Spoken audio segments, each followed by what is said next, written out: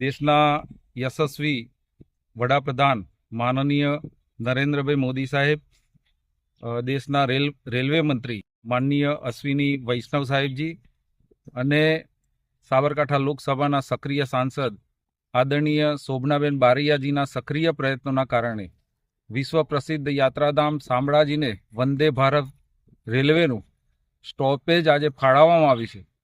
અરવલ્લી અને અમારા શામળાજી માટે ખૂબ આનંદના સમાચાર છે. અરવલ્લીને વંદે ભારતનું સ્ટોપેજ મળવાથી અને શામળાજીને વંદે ભારતનું સ્ટોપેજ મળવાથી આ વિસ્તારના લાખો યાત્રિકોને, શામળિયાના ભક્તોને લાભ થશે. આ વિશ્વ પ્રસિદ્ધ યાત્રાધામ સુધી પહોંચવાનો માર્ગ યાત્રિકો માટે સરળ બનશે. હું શ્રી શામળાજી વિષ્ણુ મંદિર ટ્રસ્ટ વતીથી ભારત સરકારનો, અમારા સક્રિય સાંસદ માનનીય શોભનાબેન બારૈયાજીનો આભાર માનું છું.